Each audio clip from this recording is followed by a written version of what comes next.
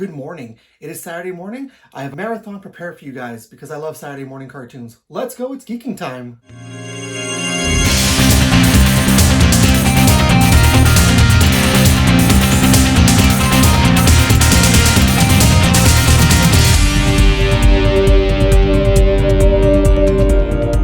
Good Saturday morning, everybody. Well, I know that I've been off, I've been taking some time off, but still, I want to do some compilation, some marathon for you guys until I get back. It is Saturday morning. I love Saturday morning cartoons, and as you can tell with my channel, I'm no stranger to Saturday morning cartoons here. So I figured it'd be a lot of fun to do a supercut marathon compilation, whatever you want to call it, of the best of the Saturday morning cartoon related content on my channel. So let's go ahead and get our cereal bowl, grab your coffee, and well, let's just get into watching some marathon videos that has to do with Saturday morning cartoons. Cheers, guys. But I recently watched this movie here, and I recently watched Turbo, the Power Rangers movie. It got me thinking, you know, you've got the new Power Rangers movie coming out this month, so I figured, you know, what better time to do this than now. Now, Mighty Morphin Power Rangers the movie wasn't the best movie. The suits for me were a little tacky. I wasn't a huge fan of Ivan Ooze, and I did not like the CGI Megazord at the end. That being said, they did a follow-up movie 2 years later, Turbo Power Rangers movie. It wasn't that good either, but I found that the suits were a little better, and I found that the Zord was nicer, and so were the Zords. Now, I do have a lot of friends that have told me that Turbo should not have been the follow-up movie. I've got friends that tell me that Power Rangers Zeo should have actually been the follow-up. I don't know if that's true or not, what you guys think, but I think today we should take a look at how Power Rangers Zeo should have been the follow-up movie, and I think that I can plot it out for you guys. So let's do this. So to begin, I'm just going to say this. In the Zeo TV series, at the end of Mighty Morphin, they should have not had them transform into kids. I don't think that would have been necessary if they would have done the Zeo movie. And I wouldn't have introduced Tanya in the kids, Mighty Morphin Power Rangers as kids storyline. I would have had her introduced into the movie. That being said, as well, I thought I would have probably brought in the Machine Empire again as the main villains, but, you know, plotted out well. So, that being said, let's go for the movie.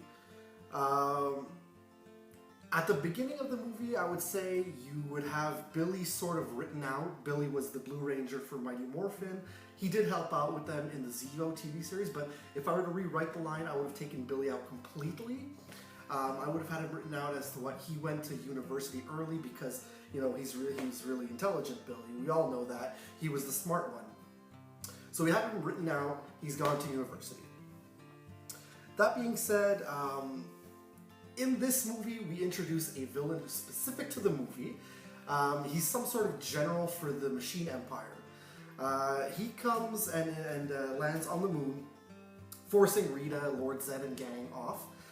You don't show too much of it, like in the TV series, the first episode, you know, the majority of the episode was about them leaving the moon and such, but you just have it done quickly. They try to fight him off, but they don't succeed, and they're gone off the moon. So, that being said, he comes to the moon with his henchmen, and they go to Earth, and the Power Rangers, yes, in their Mighty Morphin gear, try to fight them off, as Zordon lets them know that this new threat is here on Earth, and it's not Rita and Zed. So they try to fight them off, yes, in their Mighty Morphin gear, like I said, but they can't fight off the henchmen because they prove too much for them. Too powerful. So with them not being able to defeat them, Aisha at the same time is taken by the henchmen from the general of the Machine Empire. So the Zeo Rangers end up going on a quest because their powers and Zord and Megazord are no longer up to par to fight, to be able to fight this general and the Machine Empire. So Zordon lets them know of these Zeo crystals that will restore them and, give them better and stronger powers and stronger Zords. So they go on a journey to find the Zeo crystals. Upon their journey, that's where they meet up with Tanya. Tanya, I guess where they end up on their quest, Tanya is one of the, girls who lives in the village, because the Zeo crystals, as important, are in a village, not, they're not like down in the earth like you find them in Mighty Morphin. They are in another village in another country that the Rangers had to zip to. So they, like I said, they meet up with Tanya, and Tanya kind of has an idea where they are. She's always heard about where they're being held and where they are. So she helps them, leads them towards the Zeo crystals, and they grab the Zeo crystals, and Tommy, Kat, Rocky, Adam, they all gain their Zeo powers, and because Tanya was brave enough to help them, she is chosen as the Yellow Zeo Ranger, sorry. Zeo Ranger 5, Red! Now, upon returning to the command center in front of their eyes is somewhat destroyed by the general and his henchmen. It is only the upper half of the command center, like you saw in the TV series, that is destroyed. They end up in the lower half. Upon ending up in the lower half, they don't know if Zordon's, gone and if Alpha's destroyed. So they kind of reassemble the bottom half and make it the new command center. But Zordon is still alive, and so is Alpha. And Zordon appears to them and explains to them their new Zeo powers, and that they have new Zords that they can command, and they have new powers, and they're set to defeat this general and the Machine Empire. So they're ready to go into battle. Now, that being said, before they can go into battle, the general has already started somewhat assimilating Earth into machines.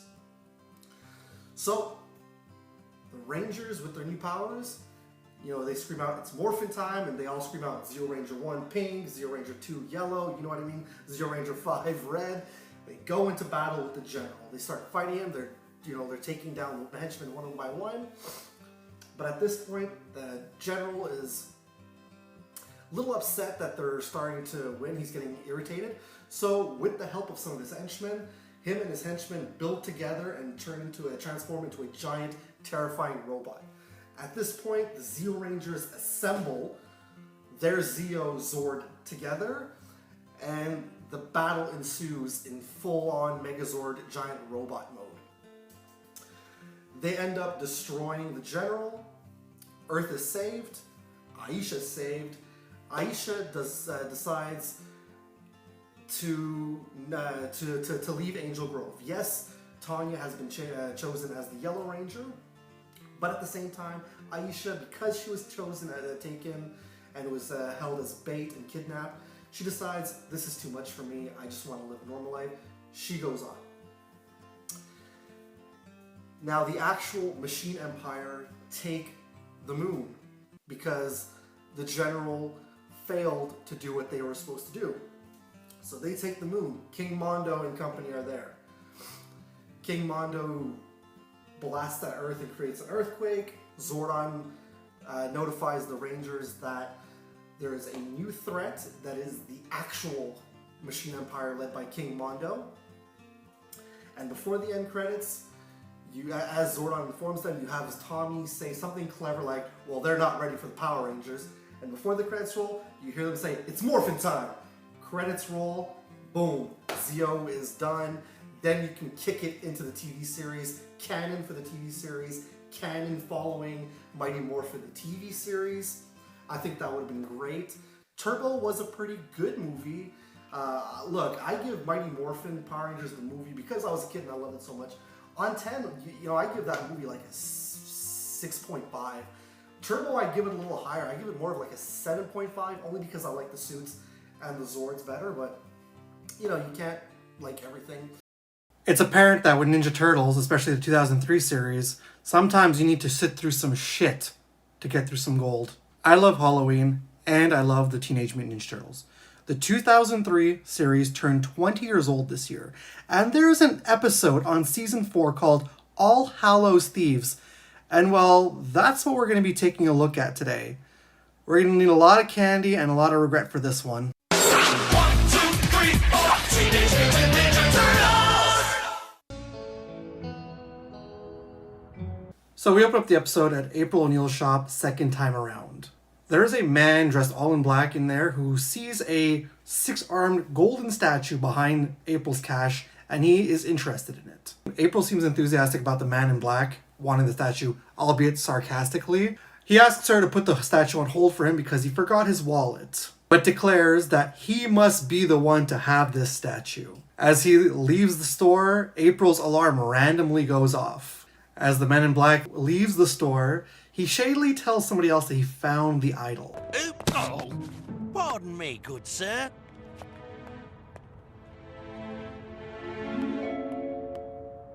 You are masterful, boss. Will we use that money to buy the idol?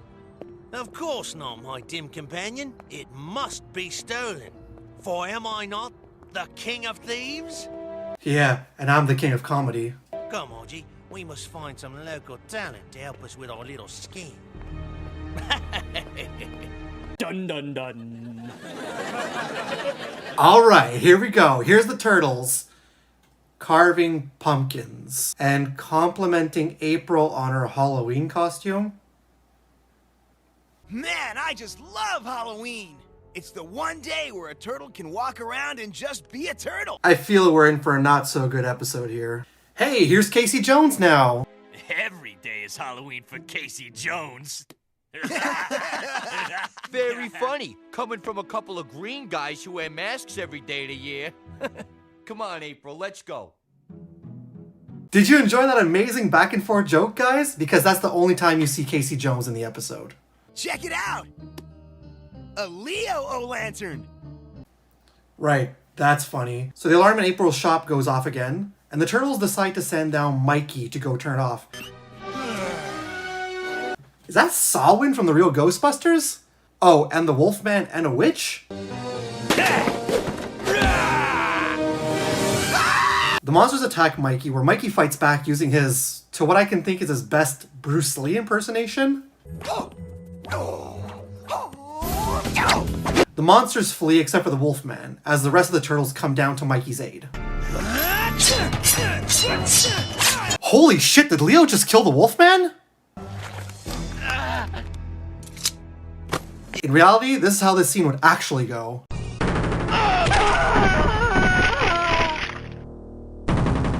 Sub-Zero wins. Flawless victory. Fatality.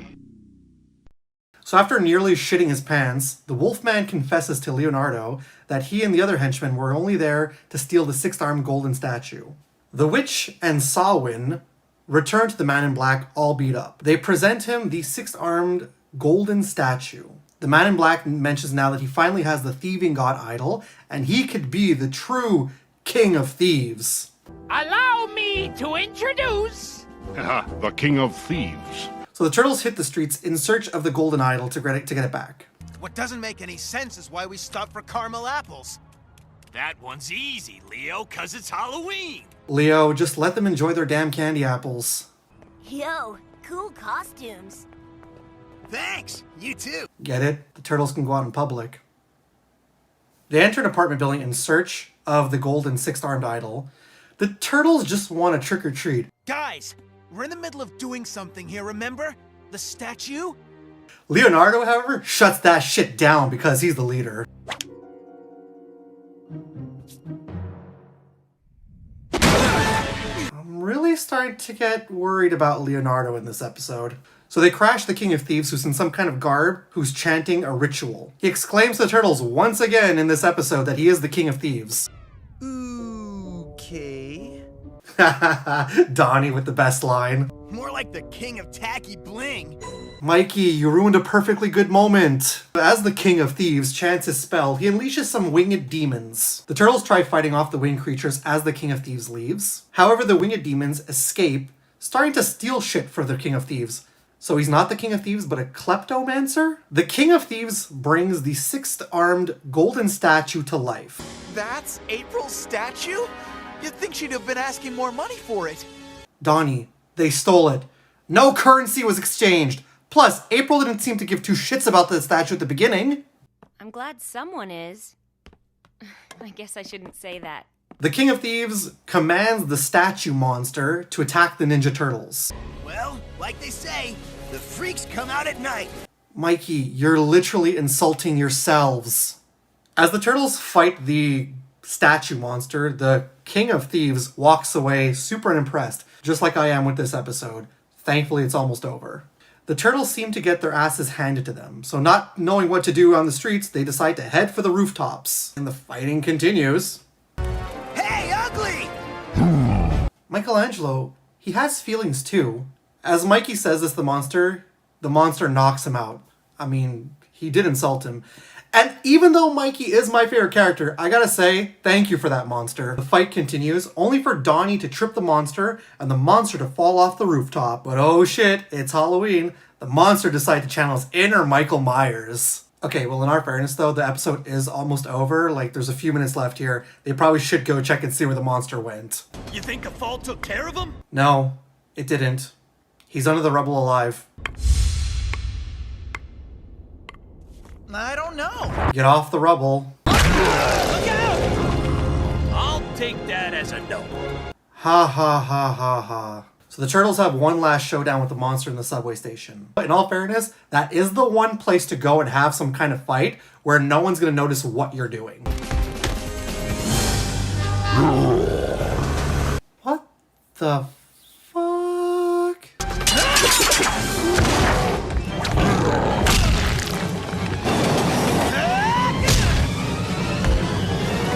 Poor monster. He died the way he feared he would. On the subway. Subway train 1, large ugly monster 0. Wow, Raph, that's really insensitive. As the monster's defeated, its remains disappears, as do the winged demonic creatures. And with that, the police apprehend the King of Thieves. I am the King of Thieves! The King of Thieves, I say! Why don't you say that a little louder and proud of the cops who are taking you away to prison for stealing stuff? Thanks for all your help. Why don't you kids run along and have fun with your trick-or-treating?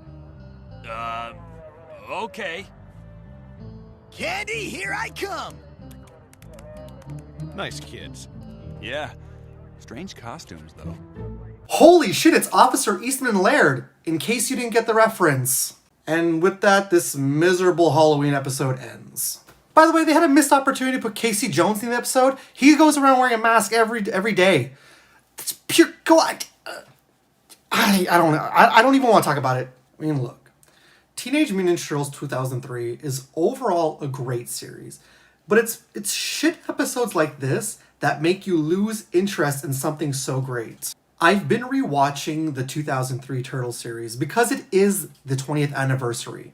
And so I was really excited to get to the Halloween episode, which gave me the idea to review this for you guys. I really wanted to like this one, but I just felt like it made little to no sense. This was basically a glorified Halloween filler episode with no real plot advancement. Look, I'm aware that it's a Halloween special, aka Halloween episode, whatever you want to call it. However, this series, at least in the beginning, was really on top of plot advancement. I really do think that this series is worth rewatching and giving a chance. You just gotta be aware for shitty episodes like this one that make absolute no sense, or just because they want to put it on because it's the season. If you really want a superior Teenage Mutant Ninja Turtles Halloween special, go check out the Teenage Mutant Ninja Turtles 2012 series 4-part episode, Mutants vs. Monsters, instead of this garbage. You know what? Maybe I'll review that one next year for a treat, as this episode was purely a trick. I'm gonna go watch that Ninja Turtles special now from the 2012 series. I'm gonna go get some candy, some popcorn, and I'm just gonna watch this whole episode out of my mind and watch something fun. It's Christmas time. Why am I subjecting myself to this? So I was going through my Christmas films and specials, and I remembered that I owned this. Feeling the nostalgia, I put it on. And honestly, regret is an understatement with how I feel about this. You want to see the Power Rangers fight monsters at Christmas? Perhaps Krampus? A Jack Frost variety? Well, fuck you! Alpha 5 is gonna sing Christmas carols in the command center. No, seriously, I'm not joking. Alpha's Magical Christmas, the best Christmas special ever, said no one. Alright, let's do this. Alpha greets us as he's putting the finishing touches on his Christmas tree before Christmas arrives, which makes him so happy. I didn't know robots have emotions. I always thought they had emoticons. In fact, he tells us that he wasn't always feeling this way, and then in fact, he was sad just this morning. The same that I was when I found out I was reviewing this. And with that, we fade black to earlier that morning. And no, I didn't add that effect in. Cheer up, Alpha. It's Christmas Eve. Although it does seem strangely quiet without the Power Rangers. But where are they, Zordon? They have a very important mission this Christmas. They are helping Santa get all the presents ready for the children. Uh-huh. A Mighty Morphin Power Ranger special that barely has the Power Rangers in it because... I don't fucking know. Alpha claims he knows how to bring the Power Rangers home for Christmas. Not their own homes. The command center.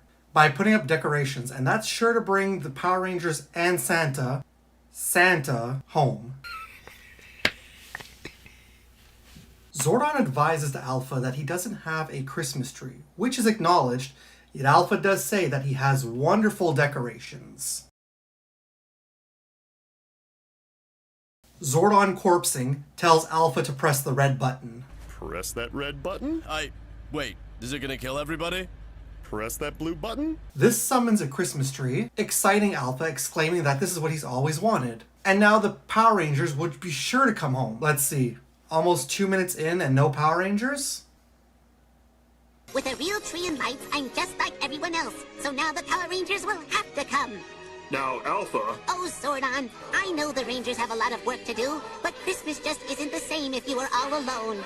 Oh, come on, Alpha. I'm standing like right fucking here. Now we have our first Christmas song of the special. Oh, Christmas Tree, where we see various children decorating their trees. Again, this is a Mighty Morphin Power Ranger special. We are 3 minutes in, still not here. I know the Rangers have a lot of work to do, but Christmas just isn't the same if you are all alone. Alpha, what's your beef with Zordon? I mean, the thing only made you. I know, Alpha. I can't promise the Rangers. Zordon tells Alpha he's made arrangements for company. He tells Alpha to press the green button and to get ready for Christmas magic, which teleports children from all around the world to the command center where upon arrival they all group hug Alpha 5. Remember, never tell anyone you're home alone and never give anyone your address. As this is happening, they are all singing Here We Come A-Caroling. Honestly, I think I know where the budget went for this special. Welcome to the command center. Thanks for coming to my magical Christmas party. Because these kids had a choice? Anytime, Alpha!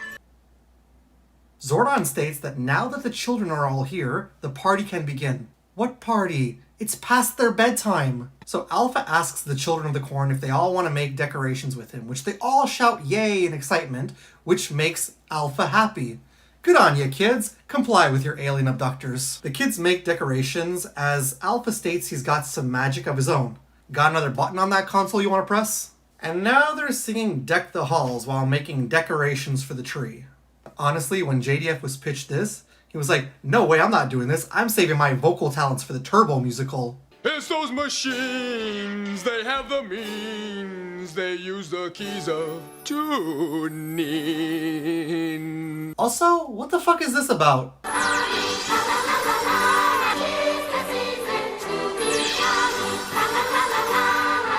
He can make shit appear with his fingers, but he needs to press a button to make a magical Christmas tree appear?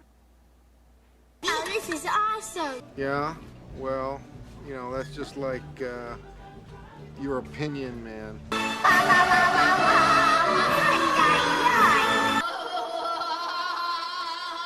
Alpha claims that the command center looks Christmassy, and that the children did a great job as they all cheer. Alpha somehow knows that different families have different Christmas traditions and speaks to a little boy named Steven, asking him what his family traditions are. Stranger danger?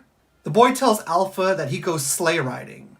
Alpha asks if there are jingle bells on it. It's a trap! He says yes. Fuck another song! Yep, they burst into jingle bells. The viewing globe shows sleigh riding as Pedo 5 dances with the children. After the song is done, a little girl suggests making Christmas cookies, where Alpha shrugs. Yay! Your idea was dumb, that's why you're clapping alone. 2 seconds later, Alpha has cookies, and we cut to, yep, you guessed it, another fucking song. This time singing Good King Wenceslas while decorating cookies.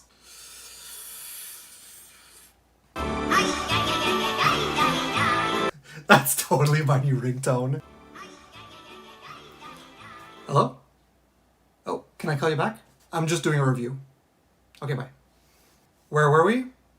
Oh yeah, they're still fucking singing. So after finishing this song, another little boy named Michael claims that he's been thinking about presents.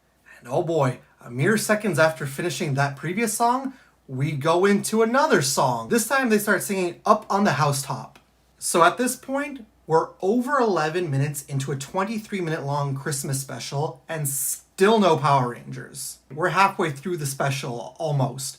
How the hell did we sit through this crap as kids?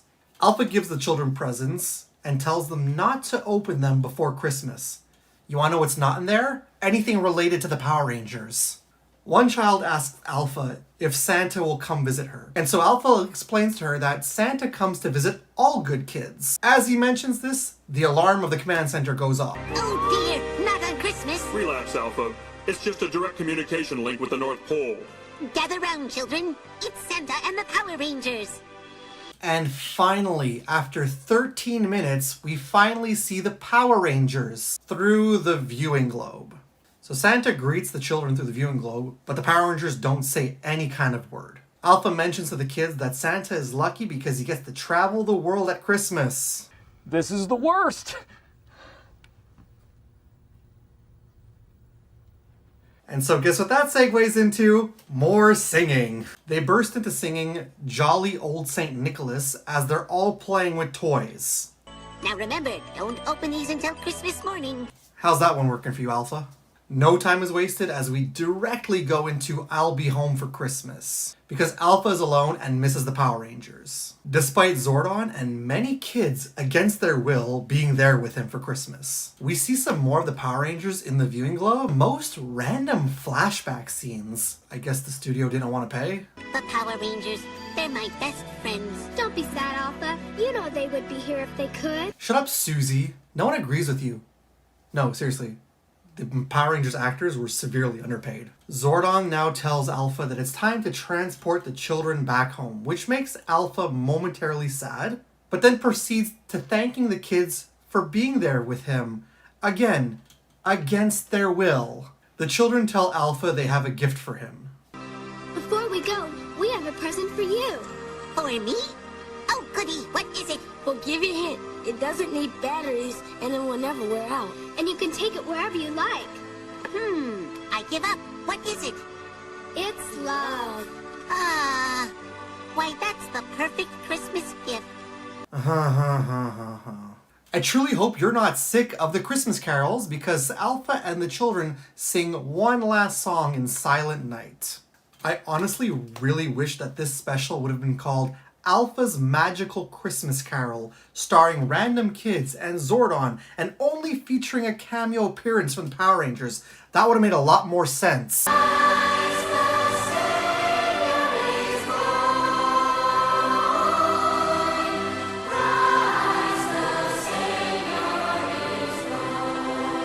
the fuck is Silent Night still going on? It's the longest sung song in this whole special. You guys are making me loathe Christmas carols now.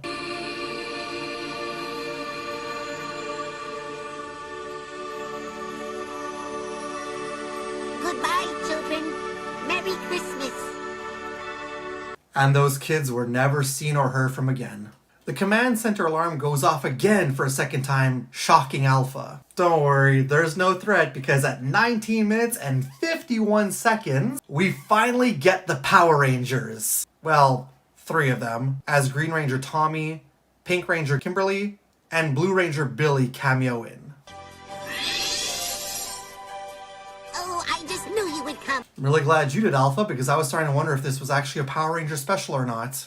Zordon advises to Alpha that 3 of the Rangers are away with their families.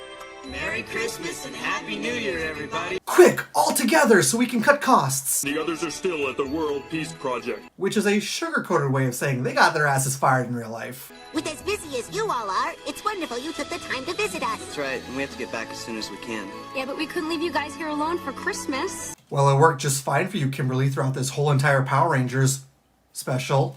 Holidays are the best time to share good wishes with the ones you love. That's right, Billy. And my Christmas wish for you, Alpha, is that you'll always have a smile on your heart.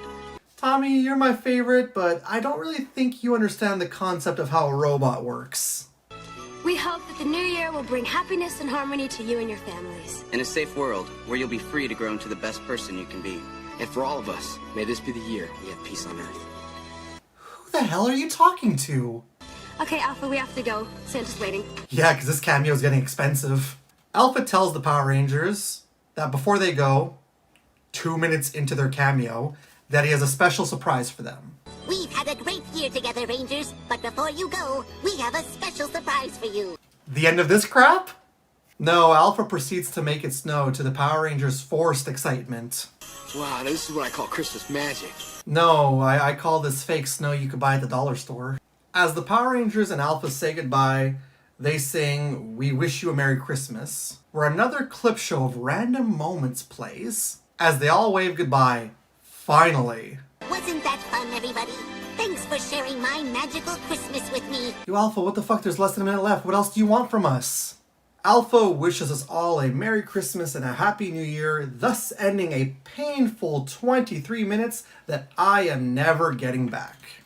Holy shit, what was that? We watched this trash as kids. Watching this special now, some 30 years later, it was tough to get through, mainly due to the fact that for a Power Rangers special, it has little to nothing to do with them at all. Why would we want to see Alpha and some random kids decorating the command center while singing Christmas carols with a cheap blink and you'll miss it Power Rangers cameo really towards the end of the special? It's simple. We come here to watch Power Rangers kick monster ass, not sing Christmas carols and corpse at fake Dollarama snow. Saban knew he could milk Power Rangers for all it was worth, and it's crap like this that proved just that. I honestly wish that I had one positive thing to say about this special, but I really don't. All the respect in the world, and I miss Jason David Frank every single day, for the 3 of them that showed up for this special, but not even they can save this freezer-burned trash pile. I mean, I guess if you love the Power Rangers and you just want a simple Christmas special where you're barely gonna have the Power Rangers and just some singing, I mean, I guess this is for you, but I think it would be a lot more wise to seek out the Mighty Morphin Power Rangers episode, I'm Dreaming of a White Ranger. At least in that one, you have the Power Rangers fighting. Okay, enough of this. I need to transport out of here, back to my own command center, and watch some actual good Christmas specials. Now that the children are all here, Alpha, let the party begin. Does anybody want to make some Christmas decorations? Hey, Mighty Morphin Power Rangers fans, here's your chance to spend the night before Christmas with Alpha. Alpha's Magical Christmas, on sale from Saban Home Entertainment. Thank you so much for sticking around and watching this review. This was a lot of fun once again to do. This is just my fun opinion on this special. Remember that time that Godzilla fought the Mecha Yeti and King Cobra? Godzilla the series was the Saturday morning animated spin-off to the 1998 movie of the same name. Someone realized how royally they fucked up with the movie and decided to create a new Godzilla for this animated series and treated this character with love and care. In turn, making this series a little more faithful to the original Toho property. The series ran for 2 seasons on Fox Kids with toys, video games, and even home video releases. The thing I loved the most to me about this show was the weekly fights that Godzilla had with monsters. And Godzilla fought many monsters just like his original Japanese counterparts. A lot of the monsters too that they fought, which I thought really cool about this series, were a lot of nods and callbacks to characters he fought in the original Japanese film series. Which brings us to what we're going to talk about today. The episode Competition from Godzilla the Series. This was the 15th episode of the first season of Godzilla the Series, which was after the popular Monster Wars arc. However, it was meant to be aired before the Monster Wars arc. In this episode, we see Godzilla fight nods to a previous foe, but in two of the oddest forms. A Yeti and a King Cobra. Do with that what you will. Step aside, King Kong versus Godzilla. Step back, Godzilla versus Kong. This is Godzilla versus the Mecha Yeti, following Godzilla versus King Cobra. Oh my. Season 1, Episode 15. Competition. Let's do this. The episode starts in Japan with some hikers. Okay, promising so far. I thought you said this was a piece of cake. It would be, Makyo-san, if you weren't so stuffed with cake. Lady, the heart wants what it wants. The hikers don't know where to go, and the lady hiker slaps the map out of Cake Lover's hand. A fat joke and now anger issues. Who signed off on her? So Cake Lover is seemingly lost until the lady hiker finds him, where she jump scares him and he falls into some slime. Okay, lady, you have some serious issues. As they try to help Cake Lover up from out of the goo, they are jump scared from a fanged creature. Not so fun when the shoe's on the other foot, is it, lady? And we cut to the intro credits, which I gotta say is one of the most awesome intros from an animated series ever.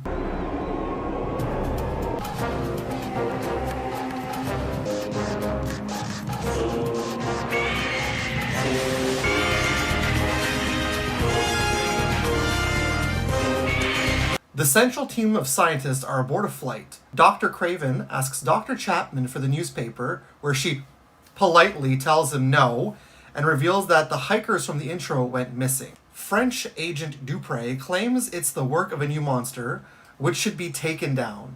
As Nick claims not all mutations are bad, as Agent Dupre calls Nick biased because of Godzilla. This is Nick, the same character that Matthew Broderick played in the 1998 film. That's a lot of fish. Nick reluctantly agrees to go after the monster, yet asks where they should go once it is captured, prompting Dr. Chapman to suggest a remote island. Monster fights! Dr. Chapman calls the idea stupid, claiming it would be a monster zoo, where intern Randy states they could profit from selling tickets and film it when the monsters get loose, all while playing with a T-Rex puppet. Ah, so it was Godzilla that ate the lawyer the whole time. No. The team land in Japan, but are promptly told to get the fuck out as they've been red flagged. We all know how Japan are with long-term tourists. Agent Dupre, speaking the only words she knows in Japanese on the phone, passes the phone to the airport agent, whom quickly has his balls removed by the person all over the phone, and apologizes to them, welcoming them to Japan. I mean, fear tactics? I don't know, you guys try coming up with jokes. We finally see Godzilla as a child spots him on a plane, where the kid's mom claims, why would Godzilla be in Japan? How meta of you, series. Our team make it to the trail where the hikers went missing, only to be scared off into the woods by Japanese military. Oh yeah, you sure showed them. The team finds some wreckage and decides to check it out. Well, that monster definitely had a good time. I've fallen and I can't get up. You try and get out of this goop. Wow, this monster's a real freak. The team head further into the woods and find albino hair. Clearly a creature with a very large foot. Yeah, maybe it was this thing.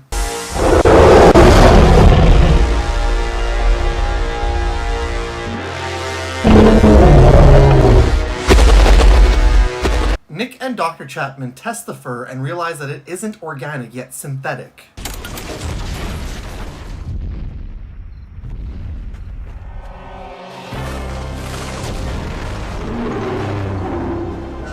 King Kong! Oh, wait. The team are attacked by a giant Yeti. Okay, so this thing looks like Rafiki had a baby with Bigfoot. The Yeti continues to rampage as the Mogra sub, Nigel, is released on the Yeti. It's a beautiful day in the neighborhood. Can you say neighborhood? I knew you could. It seems more interested in destroying our equipment than us. He gently nudged Nigel. Godzilla, back from his cigarette break, finally decides to come fight the Yeti. Well, at least it wasn't a fucking dropkick. Yeah, Give him one for me, Mr. G! Who even are you? But how? And also Takari judo throw. Maybe you trained with Jackie Chan. Why? So Godzilla burns the Yeti down, thinking it's over. But wait! There's more! The Yeti gets back up, revealing that it's actually a Mecha Yeti. A robot? You fought so many mutations, and a robot's the one that shocks you? Godzilla and Mecha Yeti continue to fight in a pretty fun battle. If we can find Nigel, I may be able to fry that robot's processors! Why? So we can take out the Mecha Yeti as some Sesame Street characters next? They try to revive Nigel, yet are arrested, where it is revealed that a famous Japanese scientist was behind their arrest, and she is controlling the Yeti. The world will thank me once my creation has quelled the threat of Gojira. Hey, it's Godzilla, lady. No, Randy, she's saying it accurately. Call off the attack and he'll leave. After that creature invaded Japan and devoured 20 of my countrymen? What are you talking about? Godzilla didn't need anybody. When did we make the shift of this being Godzilla the animated series to the actual Godzilla film series? Dr. Chapman reveals the goo sample and that it isn't from Godzilla, only for the scientists not to give a fuck, stating all monsters must die. It can't be bargained with. It can't be reasoned with. It doesn't feel pity. Nick commandeers a gun, demanding the Yeti be called off. Again, this guy. That's a lot of fish. And all of a sudden, out of nowhere, a fucking King Cobra kaiju appears and starts attacking with its goo. Gross. Mecha Yeti and King Cobra start fighting, only for Godzilla to start fighting the Cobra. As the Yeti is rendered obsolete, the evil scientists and the main team decide to work together. They create a liquid that can dissolve the snake goo for good. I can use your help, if the others can spare you. Go get him, Tiger. Okay, why is this episode so horny? Dr. Craven reluctantly puts Nigel into the Mecha Yeti, and the team head out to find the King Cobra.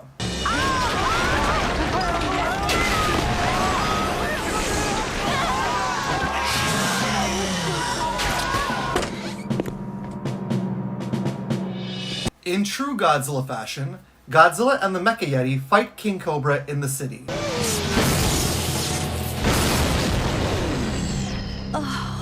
I'm like, yeah, whatever. Dr. Chapman and Randy the intern find the missing hikers and use the lab-created solvent to free the hikers, where the monsters continue to fight.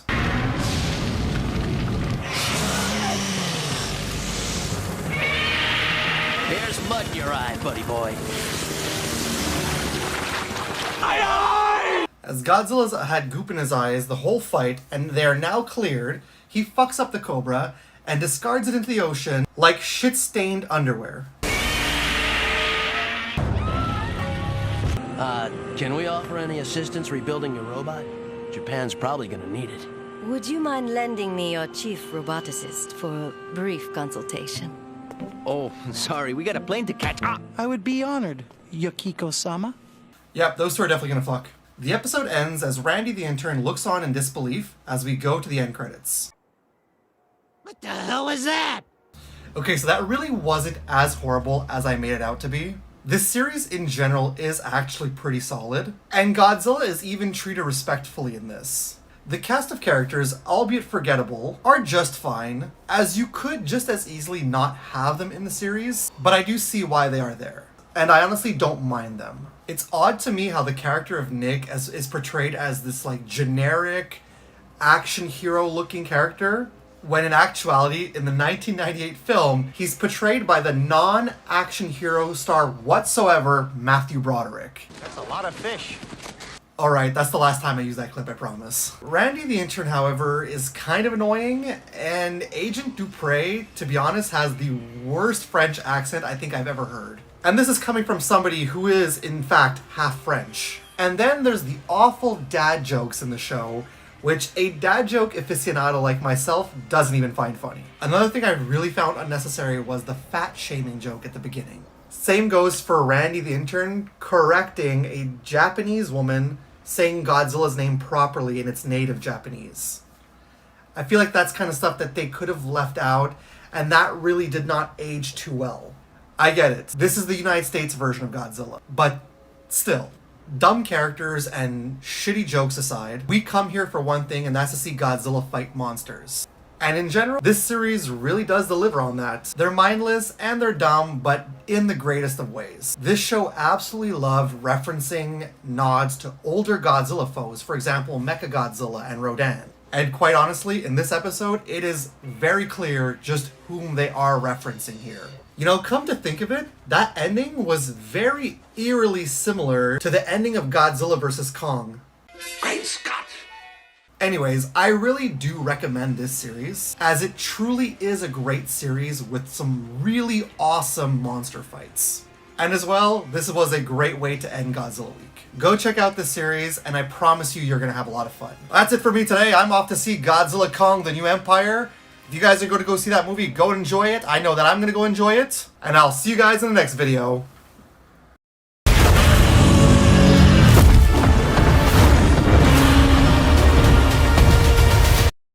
With the strength of Ra, it's time to kick Tut.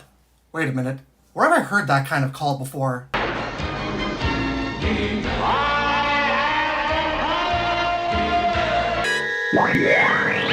Thunder! Thunder! Thunder! Thundercats! Ho! It's morphin' time! Oh boy, I truly hope Mummy's Live is as good as I remember. Cartoons, I love them. Gargoyles, Mighty Morphin Power Rangers, and Thundercats. All fantastic cartoon shows, and in 1997, Deke capitalized on this craze with Mummies Alive, which literally took those three IPs and put them in a blender, adding a sprinkle of the popularity of the 90s ancient Egyptian craze. And voila, Mummies Alive was born. So the series only ran for 42 episodes from September to November of 1997. As a kid, it seemed so much longer, but I can tell you right now, holy shit was I ever into this show. The only reason why I felt a little longer when I was a kid was because of reruns, so it did help that YTV and all those other cartoon channels would play this all the time. Gosh, I really remember the Kenner toys, if I'm not mistaken. Those things were super cool. A lot of neat action figures came out of that toy line. Hell, I even remember having the black bandage Jackal that came with his motorcycle. Click on it and the wings would flip out. And I gotta say that I'm really surprised that, you know, no comic book company like Marvel or DC ever released any comic book tie-ins to Mummies Live, nor were there any video games. I kind of feel like a Super NES or maybe Nintendo 64, PlayStation would have been a good platform to have a Mummies Alive video game. Well, here we are 27 years later, and I thought to myself I would dig up the first episode of Mummies Alive and see if it really truly is as awesome as I remember when I was a kid. So let's sit back and let's give this one a watch. By the power of Ra, here is Mummies Alive, Season 1, Episode 1, Ra Ra Ra. Let's get into it. Well, right off the bat, the show kicks off with one of the most amazing cartoon theme songs ever. For real, there are so many uploads of this on YouTube.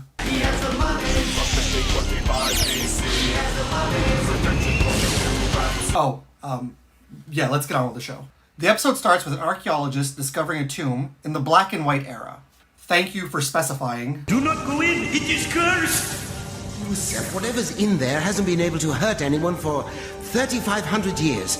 I don't think it's going to start now. Famous last words. He enters the tomb to find some markings. At last. No, it's not creepy at all. Then we cut to modern day. Cool. I'm gonna have a car just like that someday. Race you down the hill, Walter.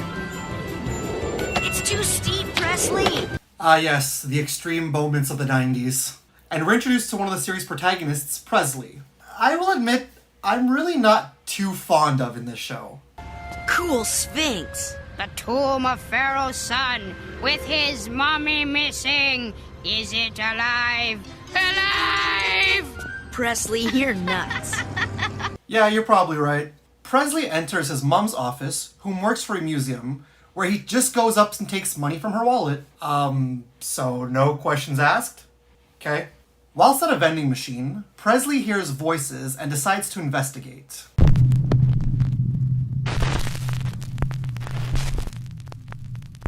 Top 5 ghosts. Caught on camera.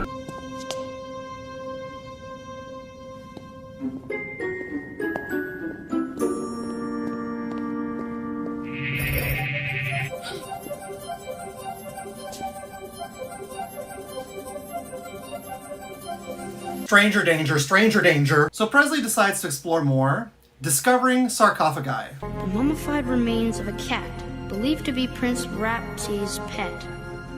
Poor little guy. Hey, I don't even like cats. Why am I upset? Shh, don't tell that to people on the internet.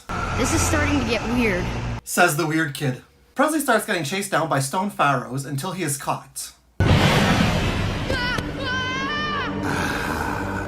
How long I have waited. His mom is literally in the other room.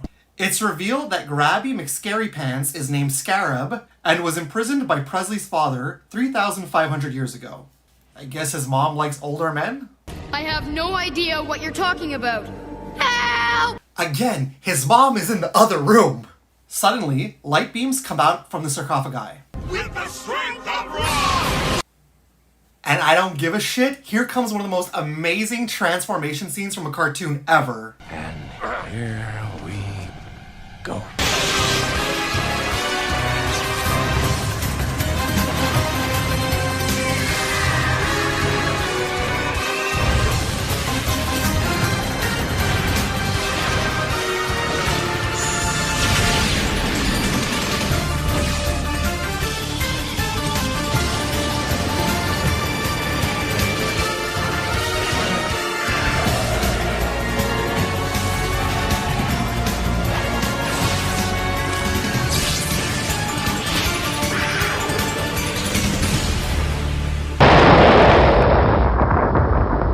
I shit you not. As a kid, when the Mighty Morphin Power Rangers transformed, it was lackluster. But when Deke made this, they went for a transformation scene only described as Sailor Moon, but for boys. Here, let's take a look. Here's Sailor Moon.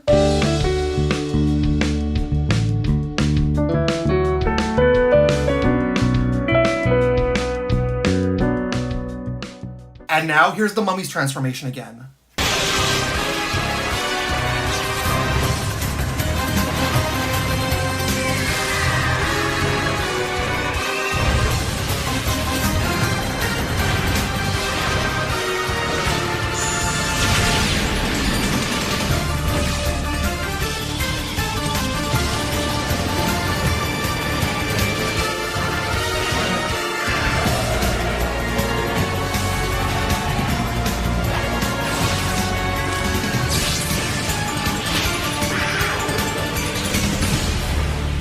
Holy shit, was that ever awesome! It's no wonder why this was compared to Power Rangers.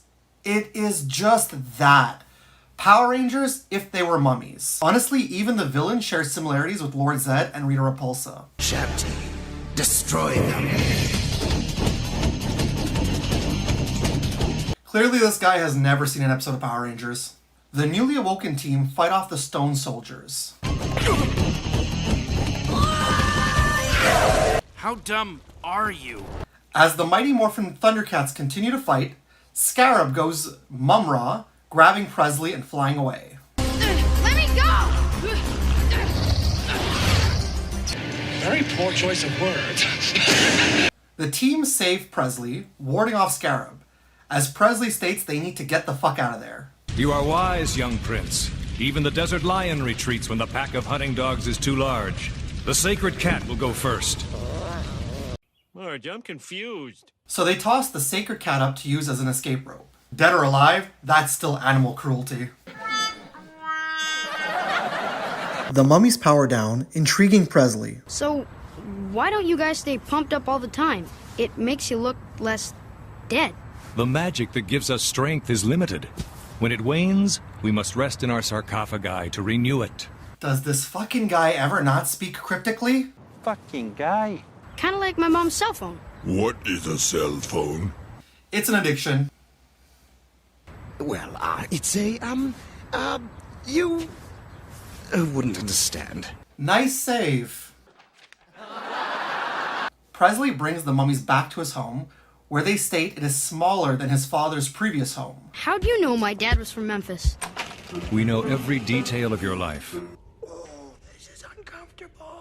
The mummies reveal Presley is actually Rapsi's, which Presley disagrees with, claiming he's never been to Egypt. The mummies introduce themselves by name, Jakal, Armon, and Wrath, And the fourth male member, Nefer. You mean she? No, you're just a boy. How would you know? Oh, come on. She has boobs and is wearing a crop top. How did you guys not notice? Actually, the prince is right. I am Nefertina. I only pretended to be a man, since women are not allowed to drive the chariots of the pharaoh. Okay. Historical accuracies. No wonder he never went swimming in the Nile with us. Only Prince Rapses knew. Yeah, I'm not commenting on that one. Back at the museum, it is now a crime scene, and Presley's mom has no idea what happened. Mr. Stone, may I say what an honor and privilege it is to... What we have to consider now is the safety of the treasures of Rapses. So we're just gonna pretend like that's not Scarab? Oh, and by the way, clever name, Mr. Stone.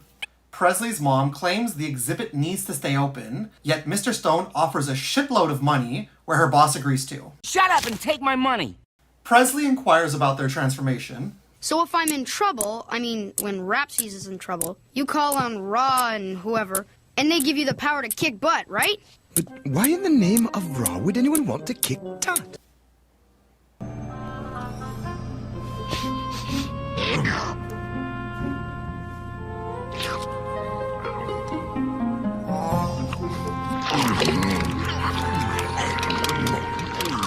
I don't know, your guess is as good as mine. Armand advises he found the white stone sarcophagus with food offerings, prompting Presley to tell Armand that it's called a refrigerator. And what is the significance of the mummified bird? Leftovers. Help yourself.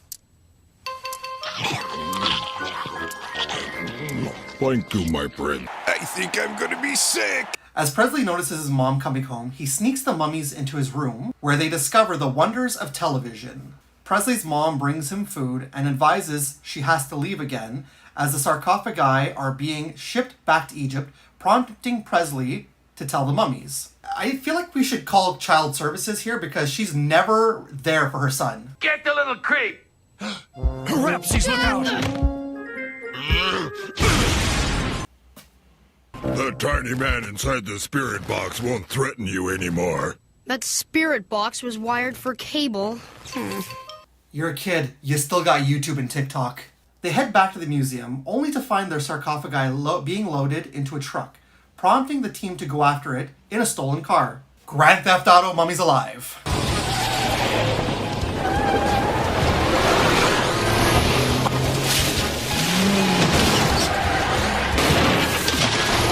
Are you sure you drove the chariots? Hold it! Stop! Huh? What?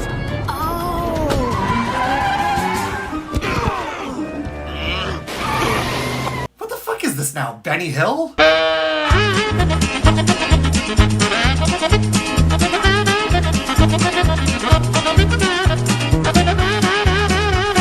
I feared we had lost you, O Prince. Now you know what seatbelts are for. Yet people still wish they could ignore them. Going out again tonight? We both are. The mummies' sarcophagi are on their way back to Egypt. Without them, the mummies will never survive. Dun dun dun. We shall return, O Prince. Tell me one reason why this isn't a fantastic idea. The mummies enter the truck to get their sarcophagi, where Scarab pursues them and surrounds Presley. You see, if his mom was looking after him, this shit wouldn't be happening. The mummies power up and start fighting Scarab's henchmen, the Shanty, on the freeway. I'm not a problem!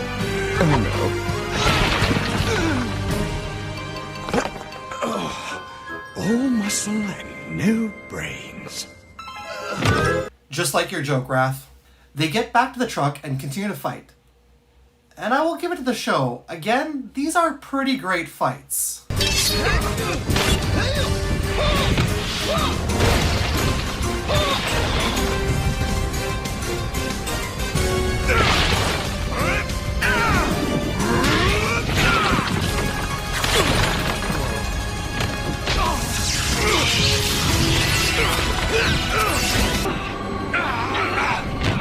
As our prince has told us, always be sure to wear a seatbelt. Jakal has saved you for the last time. I don't think so.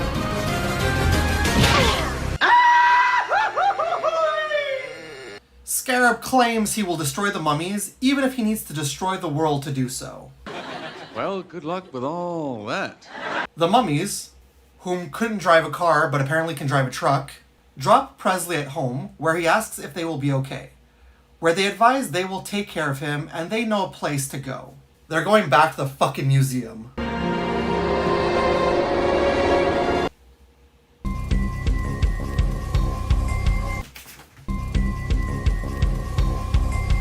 Holy shit, the director of Ghostbusters produced this? No wonder why I love this show. And thus bringing the first of a 42 episode series to an end. So I gotta admit, as awesome as the first episode really is, you truly need to watch the rest of the episodes to really truly appreciate this show. The action is great, the mummy's super forms are awesome, the villain is an actual threat, and holy shit, again, that transformation scene. I mean, that's not to say it isn't without its faults.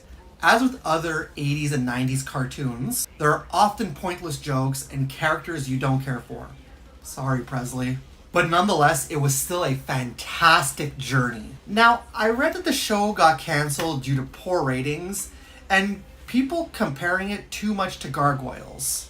Calling this a Gargoyles clone, to be honest, I don't really agree with that. Yes, it does borrow from Gargoyles with the fact that the mummies are ancient and they wake up as a fish out of water story in a modern era where they don't know anything. But I mean, come on, take a look at Thundercats, take a look at Mighty Morphin Power Rangers. Clone or not, I really truly think this show deserved a better chance. I don't know, maybe IDW or Image Comics or Dynamite can try and somehow get the rights to Mummies Alive and resurrect this as a comic book geared towards us adults who grew up loving this show. But I don't know, what do you guys think? What are your thoughts about Mummies Alive? Let me know. Mummies Alive! We're unwrapping for action and you gotta be there. We've got ancient magic and great powers. But the fun is all new, and so is the action. You haven't seen anything like it for 3,500 years. Weekdays right here on this station. Mummies Alive. Weekday mornings at 8, only on UPN 38. Alrighty guys, thank you so much for watching this review in its entirety. If you did, this was a lot of fun. A lot of you guys voted to see this, so of course, when you guys want something, when I ask if you guys want to see it, and you say yes, let's see it, and you guys vote for it, I'm obliged. I'm going to do it. Plus, I love Mummies Alive, so of course I was going to do this for you guys. Let me know what other reviews of TV shows you guys want to see. For Shark Week, there was the Transformers Robots in Disguise series from 2000 or 2001, which first introduced the shark character, what's his name, Skydive. I was thinking of doing that episode for Shark Week, but, you know, let me know down below what you guys want to see. Well, this is the worst TV show episode I've ever reviewed. Welcome back to another Shark Week video. Well, that being said, Robots in Disguise was a 2000 series on Fox Kids. It was done in the anime style, and who was in it, you ask? Well, Optimus Prime, Megatron, pretty much it. The show aired for 7 months, running from April up until December of 2000, and it's no wonder why. Today I will be reviewing episode 2 of the series, An Explosive Situation, where the shark Predacon Skybite is first introduced into the series. Get ready. This is quite something. So there's no cold open, the show goes straight into the intro, and man, I gotta say, this is some kind of techno version.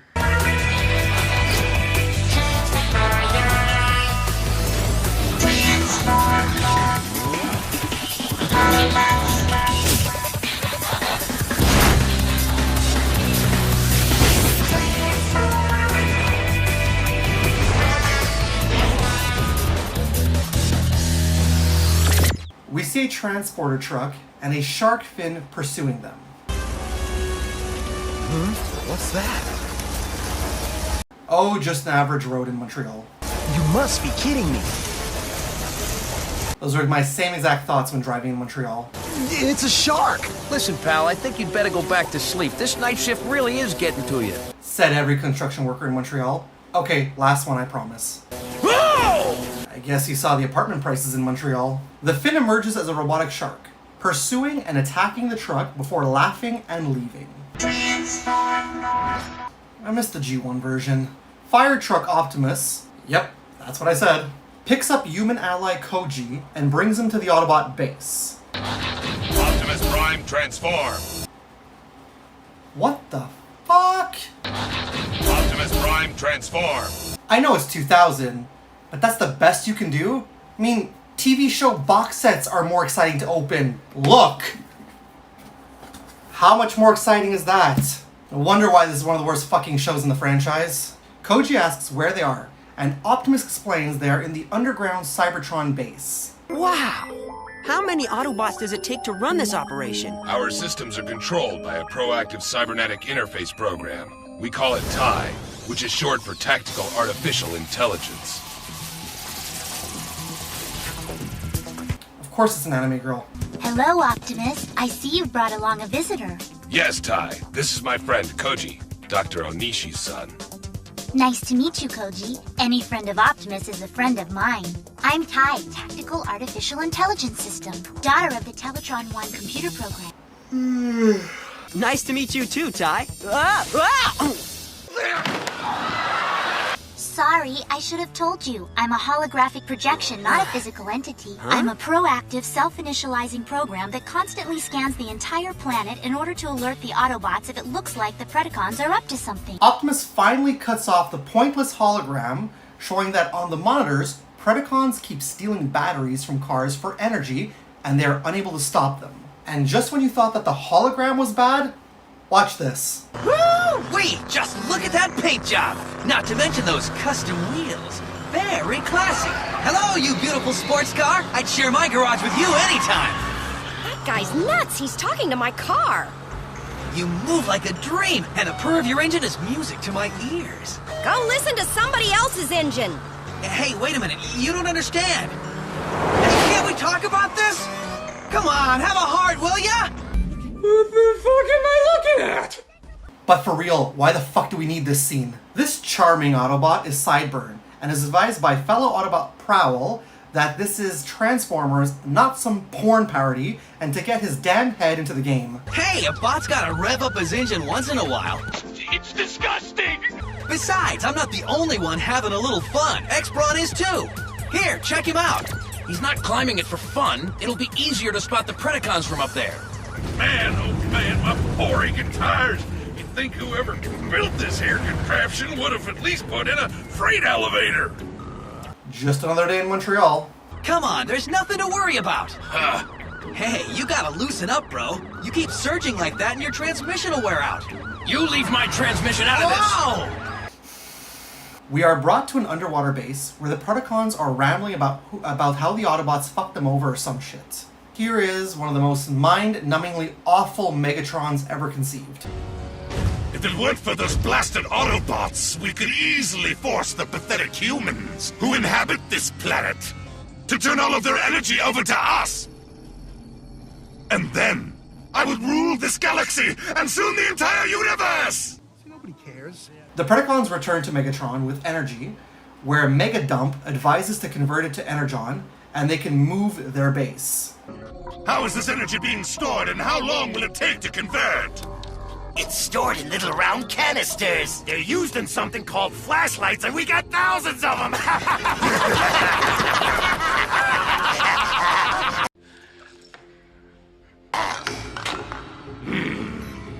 That exact expression sums up my thoughts on this. We need massive quantities of energy, not little batteries! Sorry, this is all we could find. Anywhere.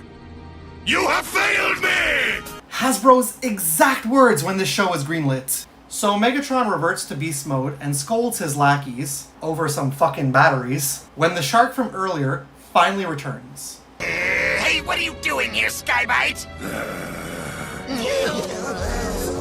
Okay, you're scary. The shark, Skybite, claims to have brought the most powerful energy, but not enough to fuel the base, again sparking anger from Megatron, prompting Skybite to show the highest energy bomb in a new red sports car. Oh, for fuck's sake, we know where this is going. So after lingering for what feels like an eternity in the Predacon base, Megatron appoints Skybite in charge of the mission.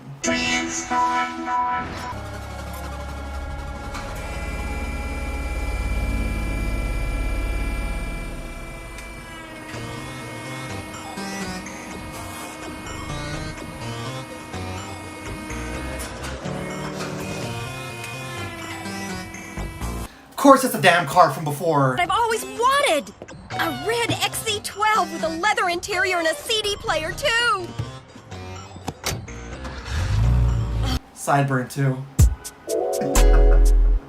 So Miss Lady drives off, unbeknownst that the energy bomb is in her car, where Skybite in beast mode follows her onto the highway. Hey, sweetie, remember me? Well, of course you do. Oh no, don't tell me that pest is here again. Halfway through this episode, and there's no damn action so far. What is this, Transformers or Lord of the Rings? Sorry, I thought you were somebody else, but I can see now that you're new around here. Whoa, the shine on your chrome is boosting my revs into Redline City. Oh, rats! He's talking to my car again! Wait, where are you going? Was it something I said? Cool it, Sideburn. We're still on patrol. The difference between you and me, Prowl, is that I know how to do my duty and find a way of having a little fun while I'm doing it. Duty is its own reward, little brother. Duty. Skybite attacks Sideburn's slam piece, where finally the Autobots transform and start to fight Skybot. But he leaves because he likely realizes that this show sucks. Except for he didn't leave, as the Decepticons grab the car, despite Skybite's unwanting, and grabs it from them to get the energy bomb to Megatron himself.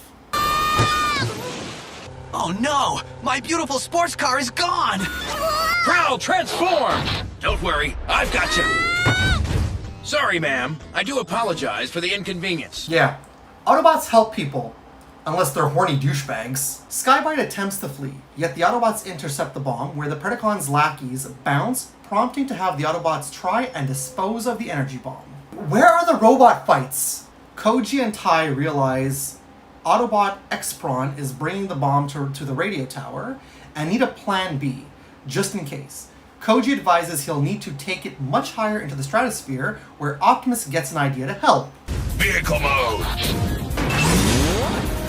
Well, you had no issues animating that. Optimus gets to the radio tower, calling out Skybite. Optimus Prime, optimize! Okay, that's badass, but I really doubt we're gonna see a fight.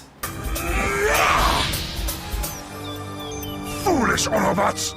I'll catch up to it in no time! Activate power stream targeting mechanism. Locked on. Power stream. Fire! Yep, he's a giant robot firefighter. Skybite gets blasted by Optimus's hose. That's exactly what Sideburn wants to do to that car. I'll get you for this, Optimus! And your little soul, too! As Skybite starts to freeze in space, he tries to grab the energy bomb, yet is too rough, causing the bomb to detonate. Optimus feels accomplished and thanks Koji for his help. No, still not funny. We see one last shot of the Predacon base, where Skybite is in prison and getting frustrated reading Shakespeare, prompting the lackeys to giggle and claim that he won't understand humans by reading as they're all crazy. Not a complete inaccurate statement. And finally, this stupid piece of shit of an episode ends and cuts the credits. Okay, where do I even begin? There's no fucking way executives thought that this show was a good idea. The story is bad, the acting is worse, the action is completely non-existent. The only passable thing in this show is the animation, and even that is putrid at times. We're not here to see some horny-ass Transformers. We want engaging and interesting characters, not these watered-down ripoffs. Commonly known as G2, this series is just shit. A steaming, massive pile of it. Hell, I would rather watch the Headmaster's English horrendous dub. Thank goodness that Armada was released after this flaming piece of turd and was far superior. I mean, sell toys if you want to, but let's be honest here. For fuck's sake, don't create a series that we can care less for. I've watched a lot of shit-stained episodes over the years, and this one is far up there. Even words cannot express how much I cannot recommend this show to you. Maybe that's why Shout Factory stayed away from releasing this feces on DVD. No, seriously, it would probably just end up on someone's front step in a bag, covered in fire, and when you stomp on it, shit would literally come out of the bag. You know what? To quote the angry video game nerd, it fucking sucks, it's sucking fucks, and I don't like it. But I don't know, what did you guys think? Do you guys like Transformers Robots in Disguise from the year 2000? Maybe I'm just being a little too harsh on it. Maybe I'm a little angry because I watched a Transformers show from a cartoon that I absolutely love, a toy line that I absolutely love, and this was just utter, complete horseshit. My Predacons will crush you with a scrap metal. Take on the Autobots and you'll be the one crushed, Megatron. Cypher! X-Ron! Transformers! Robots in disguise! Transformers. Each sold separately. Actual transformation time will vary. Alrighty guys, look at that. We started off Shark Week with a very fun countdown video. We ended Shark Week with a shitty ass episode of a shitty ass TV show featuring a shark, which I thought was gonna, when I first watched it, I was like, great, this is gonna be a shark episode. I know there's more with him in the series, but man, was this just mind-numbingly awful to watch. It has come to my attention that Transformers G1 has possibly the worst episode of all time. Transformers G1 is one of the most beloved cartoons of all time, and quite possibly my favorite cartoon of all time. And I've always wondered if there are any truly horrible Transformers G1 episodes. Well, according to most fans online, that would be the Season 2 episode, Bot, the 49th episode of Season 2. Everyone seemed to point the finger unanimously to this episode. So because I love to torture myself for you guys, for entertainment purposes, I figured I'd review the episode for you. I mean, it can't be as bad as the last Transformers episode I reviewed. Can it? I guess we're gonna find out. Here's the G1 episode, Bot. Oh, save me. Here we go. So as I put the DVD disc in, the menu goes up Soundwave like he's some kind of holy grail.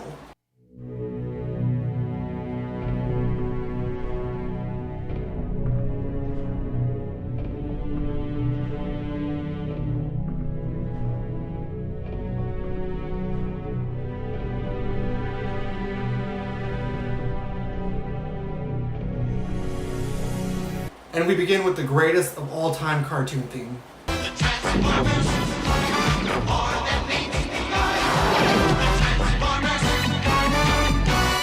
The episode begins with a bunch of Decepticons downtown. Combaticons, transform! Hey, watch it, bro!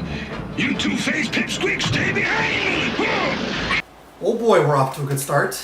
The Converticons form Bruticus and are instantly blasted, causing an explosion. Zero fucks given. Defensor! Yep, zero. Call sanitation. There's junk all over the street. I thought my jokes were bad. Now, where am I gonna find parts? Guys, kid-friendly show. Decepticon Swindle drives up to some foreign military dock as the guard notices no driver. A jeep just went by with no driver. Should I dust it? No, he is a very important client. Let him come aboard. Yeah, legitimate business deal. Good evening, General. El Presidente. There is no need for formality. I am honored by your coming. What can I do for you? You can stop putting on that ridiculous accent. Swindle asks for spare parts for his colleagues as the president tells him that it can be arranged. Mwahaha.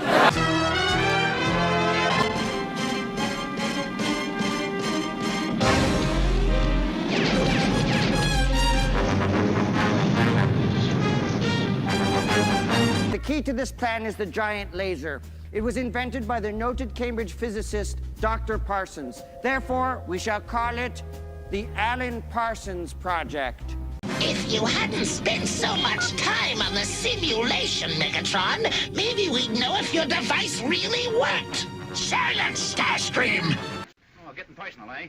Megatron gives a speech rambling on about how once destroying the moon with Soundwave's canyon, this will destroy dams, flooding the Earth, and providing the Decepticons with limitless power. Look, I know I inserted a clip of Dr. Evil a few scenes ago, but come on though, is this Transformers or Austin Powers? I want the weapons and the computer systems. But what about the other parts? They are worthless. Take them to a dump. Yeah, your friend without benefits. Skywarp infiltrates the base, searching for the Converticons, only to find no one. Does it look like there's been a battle? No! Just a trail of parts! What should I do? Ooh, a piece of candy. Ooh, a piece of candy. Ooh, a piece of candy. Yes, Megatron is a douche. Alright, now I'm getting a little annoyed. We've had multiple transitions for Decepticons and only one Autobot has appeared so far. What's going on? Swindle brings the spare parts that he found to the junkyard, where Starscream followed him.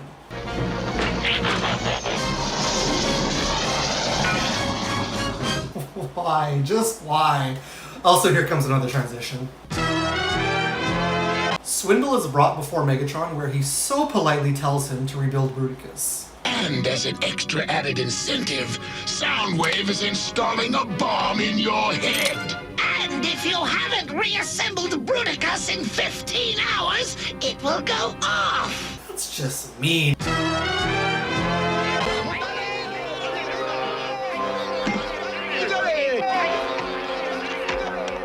What the fuck?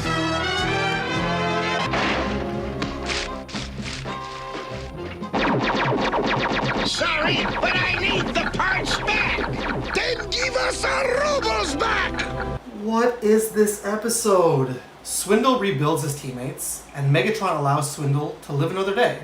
Megatron requests they form Bruticus, to which goes awry.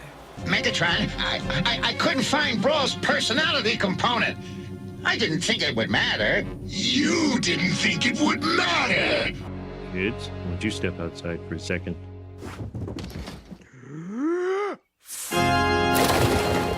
Swindle advises he was not able to find Brawl's personality component, where Megatron threatens him to find it, or else. Boom! We enter a classroom with the teacher showing his students a laser. One of the students asks if it's dangerous, and this happens. Now let me show you how it works. What the? I don't understand. I didn't do it. The teacher concludes his students Roland and Martin, because those are intimidating bully names, tampered with the laser, so he forces them to enter the science fair and win. So he's kind of like a human Megatron. As a fire breaks out downtown, the bullies witness the Autobots arrive to help, saving people in the process. Wow!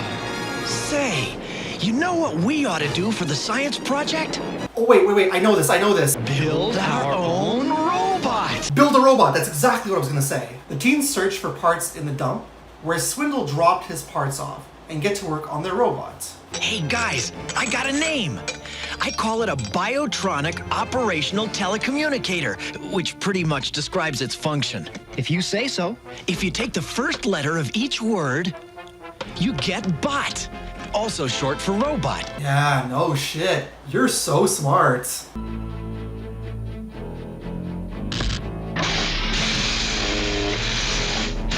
Wait, what? This is your robot? He looks like the depressed, paranoid android Marvin from A Hitchhiker's Guide to the Galaxy. I won't enjoy it. Honestly, Bot is more embarrassing than this. They start messing around, trying to get the bot to function. However, it starts destroying their lab as we head to commercial. The Transformers will return after these messages. You got the time! 2 years in the making. Spectacular widescreen animation with an original story that will shock and surprise you. It opens everywhere in 3 days. Transformers, the movie. A monster planet destroys everything in its path, while Megatron and Prime fight to the death. It's so big, so exciting, you've got to see it twice to take it all in. Don't miss it. Transformers, the movie. Rated PG, opens in theaters everywhere in 3 days. We now return to the Transformers. We're back, and Bot is still seemingly rampaging as the teens try to stop him. As Bot leaves through the wall, prompting the teens to try and contact the Protectobots. We finally get to the Autobot base, as Cliffjumper advises to Optimus and Ironhide about a distress signal. Ironhide, you Bumblebee and Gears, check it out. You just got here and that's your reaction? Really? Okay. Swindle's searching for the personality component, and basically that's that scene. I am willing to bet, however, that this guy shit his pants. Back at the school, Gears, Bumblebee, and Ironhide arrive to assist the teens, where they lead the Autobots to the cafeteria, as the Autobots think Bot is a piece of junk. No, it really is. Don't insult him! It makes him mad! See, I told you he'd get mad! She's acting like he's the fucking Incredible Hulk or something. The Autobots try to fight Bot as it keeps besting them, baffling them. They chase after Bot up an abandoned building, where meanwhile, the teens get stuck in an elevator as we cut to commercial. The Transformers will return after these messages. Beyond good, beyond evil, beyond your wildest imagination. Transformers, the movie. A new evil threatens the galaxy in the hottest summer adventure ever. Be part of it. Enter our ultimate Transformers sweepstakes. Grand prize is this stereo cassette player plus movie souvenirs. Over 100 winners get movie soundtracks or the Transformers hit single The Touch. Get this bumper sticker just for entering. Send a stamped self-addressed envelope to Transformers Contest, Post Office Box 29943, Parma, Ohio 44129. Transformers, the movie. Opens everywhere August 8th, rated PG. We now return to the Transformers. We're back from commercial, and Bot is trying to cut the elevator cables, yet is stopped. I mean, at least Frankenstein's monster had some standards. There's something fishy going on up there. My paint job is ruined! Okay, who wrote these one-liners? I must call them. They all spot Swindle running off, but barely try to stop him. What was that? We've never seen that one before, have we? That was Swindle, a Combaticon. They are Decepticons. This is sure getting complicated. We should have just taken the F in science. Yeah, this episode in a nutshell. Brawl is repaired, and Megatron pardons Swindle as they finally reform Bruticus. This is really weird. That funny component is gone. Yeah, it must have belonged to the Combaticon. I'll bet that's what turned Bot into a violent maniac. How the hell did you come up with that theory after just seeing Swindle once? This episode makes no sense. It's just a good thing that there's no way to find out for sure, because I don't think we should get involved. No shit. The teens discover they can hone in on the chip via chart graph signals, where they hit the road in pursuit. They hit a dead end and reconnect their system, where somehow they hear Megatron plan to attack the Autobot headquarters. And what do you propose to use for a target? Why, none other than Autobot headquarters. Maniacal laugh. Maniacal laugh. Maniacal laugh. Maniacal laugh. The teens somehow were able to find their way to the Autobot headquarters to advise them, where they call out for the Protector Bots.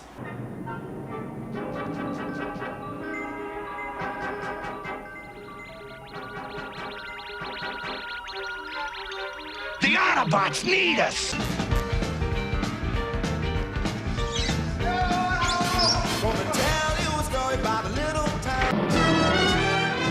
The Decepticons attack Autobot headquarters, where a battle ensues. Finally, some long-awaited Transformers good old-fashioned action.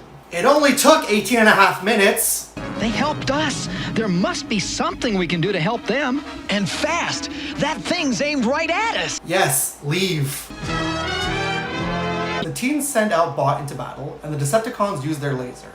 Megatron asks Bruticus to fire the cannon, to hilarious results. I can't control it. It's working by itself.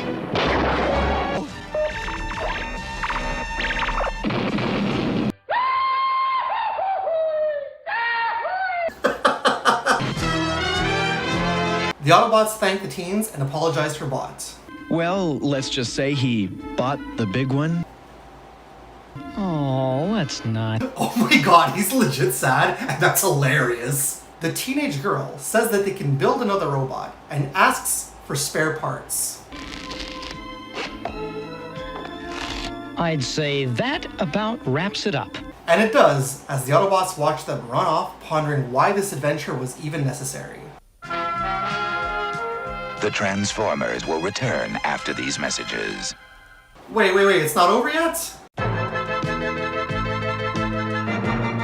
Uh-oh, I don't see why that last bumper was necessary. That was Bot, the last episode of the series before the 1986 masterpiece movie. Is it as awful as everyone says it is? Yes, definitely. Would I call it the worst G1 episode ever? No, not by a long shot. It may have been dumb and not made very much sense, but at the end of the day, weren't there a lot of Transformers Generation 1 episodes that were just like that? Teenage Mutant Ninja Turtles and Mighty Morphin Power Rangers certainly were. I mean, hell, the post-movie third season had far worse episodes in my opinion. At the end of the day, it's still considered a kids show, and they need to cater to children in order to sell toys. However, I don't see how Bot would have been one of the hottest selling toys on the market. Thankfully, they never made a toy of Bot. If Troma can dumb down their mascot with a lot of filler episodes just to cater to kids so they can sell toys, then I don't see the reason why there shouldn't be any filler episodes in Transformers here. I really don't think it deserves to be called the worst Generation 1 episode of all time, or even at that, the worst Transformers episode of all time. Not when there's bullshit like this around. Woo-wee! Just look at that paint job! Not to mention those custom wheels. Very classy. Hello, you beautiful sports car. I'd share my garage with you anytime. Despite a fairly awful final 2 seasons, thankfully we had the masterpiece of the movie next. And that was just a great adventure. This is still an amazing show, and in my opinion, Transformers Generation still holds up very well today. The Transformers will return after these messages. Only we have a military attack group like the Combaticons. Transform Combaticons and attack the new Autobot city.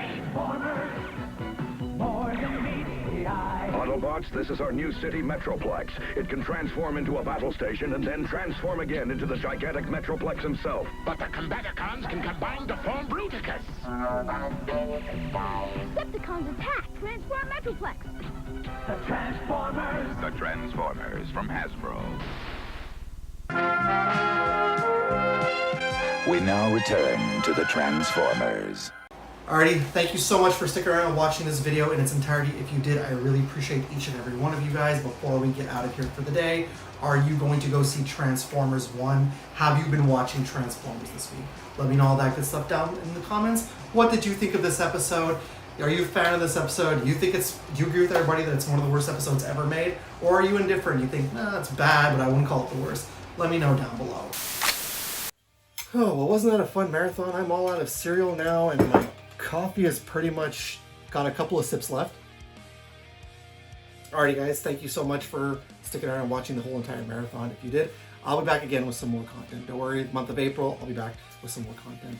In the meantime, guys, if you're new to my channel because you like Saturday morning content and you've been watching my videos for the longest time and you haven't done so already, please and thank you, subscribe to my channel. Click that bell to be notified whenever I get some brand new content out as well. If you are enjoying the video, guys, let the algorithm know. Click that thumbs up button. Also, comment down below. Let's talk all things Saturday morning cartoons. And guys, share the video with your mother, your father. Share it with your pet dog. I'll be back again soon. Have yourself a wonderful weekend. And as always, it's cool if it's nerd cool. Happy Saturday.